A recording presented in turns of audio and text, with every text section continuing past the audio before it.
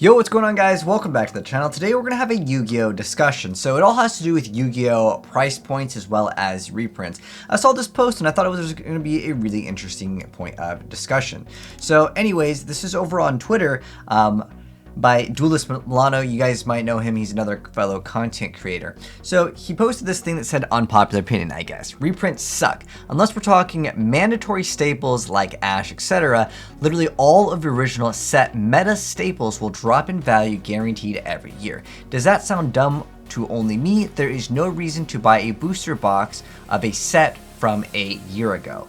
Now, another few content creators that I'm sure you guys are familiar with also joined in on this. So just to point out some of the other examples from other content creators here, we have Stardust over here say, so just to confirm, you're 100% fine with Magician's Souls being 120 and a Dusted Gold being 160. And then House of Champs said, hollow upgrades stopping cards from absurd prices when archives get updated and when niche cards suddenly becomes relevant. Look at what B-Troopers did to old insect stuff. Megatons changing rarities of cards and Starlights are a start, but I agree Konami needs to do more. So we're gonna go back and forth in between over here. So some of the Yu-Gi-Oh card prices for certain things, like we won't be counting again like staples like Infinite Imperm over here, and I'm curious to know how you guys feel about this whole situation, because I kind of feel half and half, and I'll get into that in a moment here about the reason why I wanted to make this video. There's tons of older Yu-Gi-Oh cards that are super expensive just for the sake of like that specific rarity. However, that does definitely make the prices of things go down as time goes on. If any of you guys wanted to build a hero deck, and I'm also looking at this from the standpoint of a player that might be new to Yu-Gi-Oh, like they just maybe played Duel Links, or maybe they are going to be playing the new Master Duel or the new Psycho card Battle Royale Rush game, and they want to get into Yu-Gi-Oh cards, right? They want to collect these, and they're like, oh, Elemental Heroes are my favorite. Yo, if you want to build a hero deck, look how expensive a playset of Liquid Soldiers would cost you. And just in that, a Dusted Gold's like $200, and then if you want a Malicious Bane, like these are absurd prices, and especially if you want to play multiples of these. Like, do you know how crazy it is from a kid that goes from asking for the Battle Pass every single month from a casual standpoint to wanting to build like a hero deck, especially if you want to play multiple copies of this? Like, do you think their mom is going to be like, yeah, here's $500, go buy the most expensive deck? And the worst part is this deck isn't even like meta or top tier, and he's going to lose, and he's going to be like, wait, hold on, this deck, it just didn't perform. Mom, I need that credit card one more time. Like, that's just unrealistic. I mean, even some cards that might not be played in every single deck, but like you need it in your extra deck, right? Like BLS, the Soldier of Chaos. This card can be kind of splashed into lots of different decks, but for the sake of it, like, not every deck needs it. It's more of a niche card, but it's like almost $100. Or if you want to play a deck like originally it's supposed to be kind of like a Dark Magician card, but like no one really uses it for like pure Dark Magicians for the most part. But the new support's actually pretty good, like no troll over here. And Magician's Soul, if you want 3 of these, that's like $300 just for those 3 cards, not counting some of the other stuff that you would need. But like this is kind of more of a niche card. Not every deck needs this, right? Not everyone considers this like a staple, but like in a niche, like maybe slower paced deck that you need to get your plays through, you need the extra draw power or whatever effect, that's almost $300 right there. Access Code Talker, that's almost in every deck. This one more is the kind of staple. But look at like cards like Ancient Chant, which is like almost $40.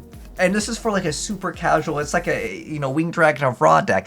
This is getting to become very expensive. I'm just gonna have background gameplay of like Dueling Network or Dueling Book in the background while we go ahead and talk about other things and go through some of the rest of the Twitter arguments here. Because I think, and I'll get to like my whole viewpoint on this in a moment over here.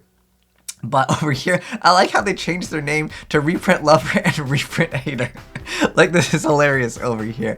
And then Magic's restricted list, they promise to never reprint certain cards and they do nothing but regret it. Besides, I didn't even know this. This is kind of interesting. I didn't know Magic the Gathering would have like a restricted list of never to reprint a certain card. That would only make the card go up insanely in value, right? But at the same time, I think that for the people that get these super rare versions of the cards, it does kind of feel bad when you know something is getting reprinted. But then also, Selza, another content creator over here, chimed in, reprint should always be a lower or like common or super to keep the value of the high rarity card. There's no reason to have 3 different versions of secret rare copies of a card. And I think that that's a great point that he brings up, is that like if we get some of these reprints, right? of the cards, why would we get it in, let's say, a higher rarity in the Yu-Gi-Oh, I guess, hierarchy of like rarities, right? Like we always see like common, and then we have rare, then we have super rare, and then we have you know, like ultra rare, secret rare. We like, you know, like there's like a roll to it. But like sometimes when a card comes out and let's say it's an ultra and it gets reprinted as secret, it's kind of confusing, especially because like someone that's like newer to the game, and I always think about that at the end of the day with some of these points of discussion, is like the newer player gets really confused. They're like, what, isn't secret worth more? Where some cards like CP, like the champion pack, those are kind of old, but at the same time those hold way more value than like, let's say, the regular cards, or like the astro packs, turbo packs. Generally those are like harder to come by, so they will be worth more money. And I think at the same time, sometimes people are afraid to invest into cards because they're like, well, it could get reprinted. I don't want to pick that up. I've heard that a lot of times. There's always someone where you're about to trade, they're like, they want a card from you and they're like, nah, it's getting reprinted anyways, give it to me for cheaper, right? And you're like, well, how do you know that? Like, and this is before they even have announcement of a reprint. They're like, they're gonna get reprinted in the tins, and they try to lowball you. There's always people like that in the Yu-Gi-Oh community. And at the end of the day, like, no one knows if something's gonna get reprinted. But at the same time, what's funny with those, if like those cards get banned completely, like that's just the nature of Yu-Gi-Oh when we don't have like the whole cycling mechanic. For me, I always have had this mindset, and it's still been the same.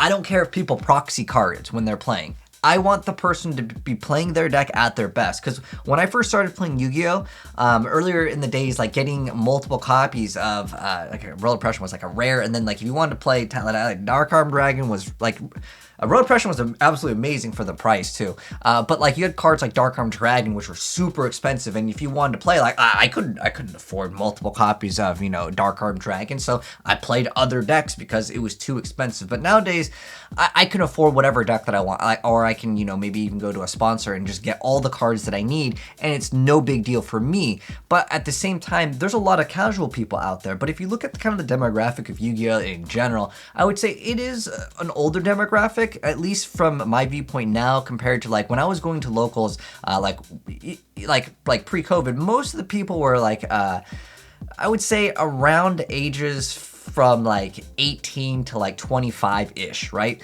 But before that, and I'm talking about maybe in like the year of maybe 2015, I saw a lot more kids playing the game. But as time went on, I felt like that kind of has dwindled. So perhaps it became too expensive of a card game as an entry point for the casual audience, especially again when you look at the prices of cards like Ancient Chant. Like, why is this card expensive? Sometimes cards don't get reprinted, and that causes cards to go up higher and higher in price. Like the Magic the Gathering, someone pointed that out. That's a really good point, saying that like if they promise to never reprint, like, yeah, you're more confident in grabbing that, but at the same time, that leaves the player wanting to play that. If they don't like pick it up now, I guess the idea is to go purchase packs of a previous set. But if you look at some prices of previous sets, like for the Millennium Eyes Restrict cards, some of those card prices are just absolutely absurd, and like the chances of pulling one are just so dang slim.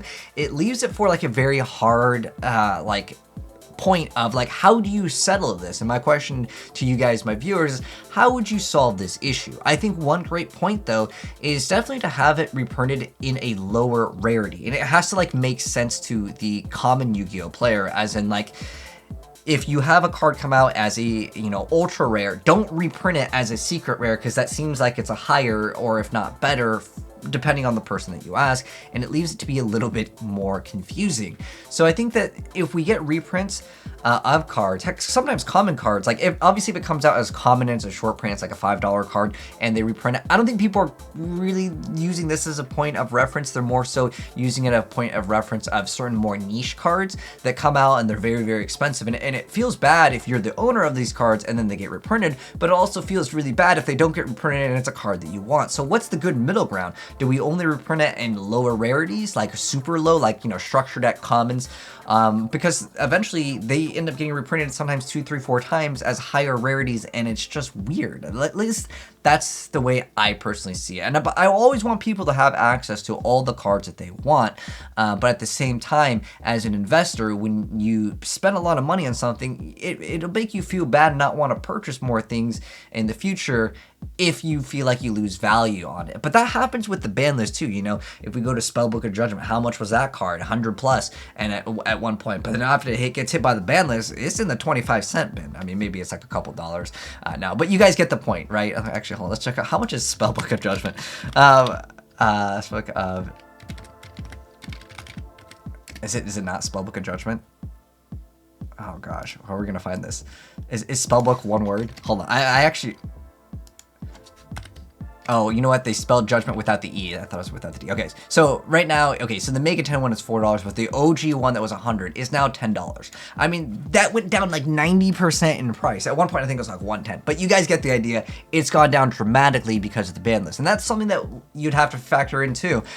What's a good middle ground? How do we solve this issue? And like I said, that's the whole reason why I wanted to make this video.